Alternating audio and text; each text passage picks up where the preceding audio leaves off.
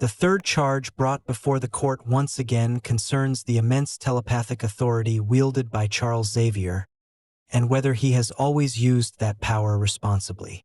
This particular case centers on one of the most iconic members of the X-Men, the mutant known as Wolverine. Wolverine first joined the X-Men during a pivotal moment in the team's history. When the original group of Xavier's students were captured by the mysterious living island known as Krakoa, Professor Xavier assembled a brand new team of international mutants to rescue them. This lineup, introduced in the legendary giant-size X-Men #1, included characters who would go on to become some of the franchise's most beloved heroes, such as Storm, Colossus, and Nightcrawler. Among them was Logan, the mysterious Canadian mutant with retractable claws, a powerful healing factor, and a deeply troubled past. For decades, readers believed that Wolverine joined the team voluntarily after being recruited by Xavier. The story suggested that Xavier saw potential in Logan and offered him a chance to be something more than a weapon. Wolverine accepted, and over time he grew into one of the X-Men's most loyal and recognizable members. However, later revelations complicated that narrative in dramatic ways. In Wolverine, Origins #29, readers learned that Wolverine's recruitment may not have been as straightforward as originally believed. According to this story, Logan was not initially arriving to join the X-Men at all. Instead, he had been sent on a mission to assassinate Professor Xavier. At the time, Wolverine's mind was already one of the most fractured in the Marvel Universe.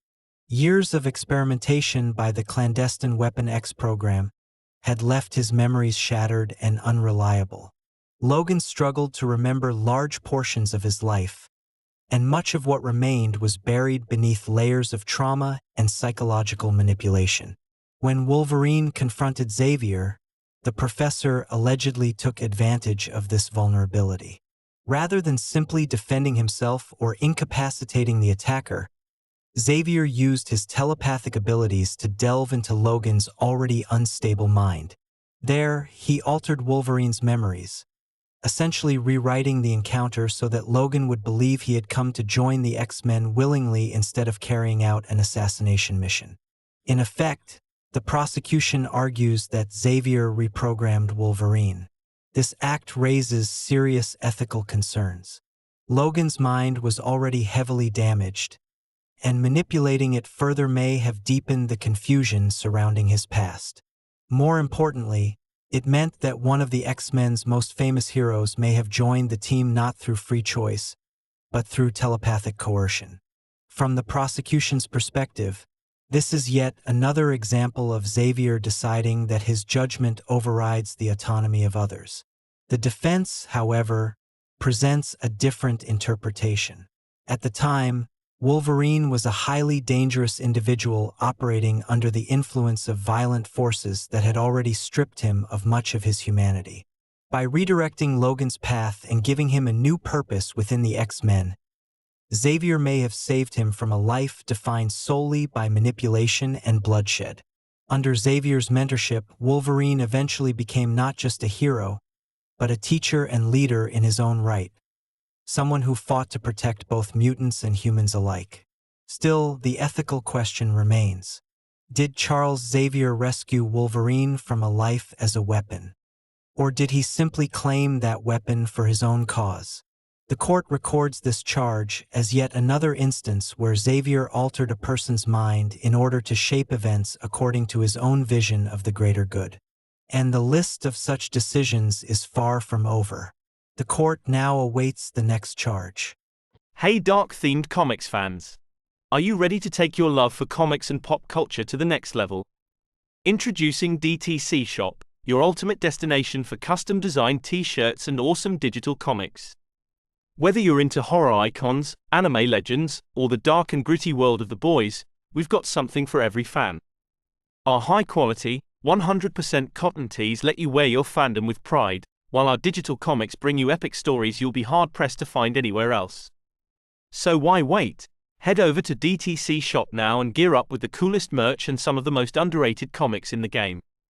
Because being a fan isn't just a hobby, it's a lifestyle. The fourth charge against Charles Xavier concerns one of the most secretive and morally ambiguous chapters of modern Marvel history: his involvement with the Illuminati. For decades, Xavier positioned himself as a moral guide for the mutant community, preaching coexistence, ethics, and transparency in dealings between humans and mutants. His leadership of the X-Men was always tied to this vision. Mutants could live openly and peacefully if guided correctly. That makes his participation in the Illuminati, a shadowy group that orchestrated global-level decisions in secrecy, a dramatic contradiction to the principles he espoused. The Illuminati consisted of some of the Marvel Universe's most powerful and influential figures, including Iron Man, Black Bolt, Reed Richards, Black Panther, and Namor. Together, they met in secrecy to decide the fate of the planet, or at least the parts of it that mattered most to them. During his time in the Illuminati, Xavier was privy to and complicit in some of the group's most morally and legally questionable decisions. Among the most infamous was the decision to banish the Hulk to a distant, hostile planet, effectively removing him from Earth rather than attempting any legal or transparent resolution. Other Illuminati plans reportedly included considerations about manipulating or neutralizing mutants and heroes, such as Scarlet Witch, if they were perceived as threats to global stability. For a man who built his reputation on openness, guidance, and moral clarity, participating in these clandestine activities represents a profound hypocrisy. Critics argue that Xavier used the justification of the greater good to rationalize actions that would be considered criminal or unethical under nearly any standard. He acted not just as a protector of mutants but as a judge of humanity itself, deciding what risks were acceptable and which lives were expendable. The defense would counter that Xavier's involvement in the Illuminati was driven by necessity. The world faced threats, both mutant and human, that could escalate into global catastrophe if left unchecked.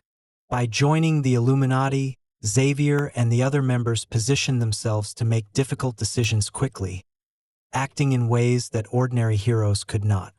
It was an attempt to avert worse disasters through preemptive action, though the moral cost was undeniably high.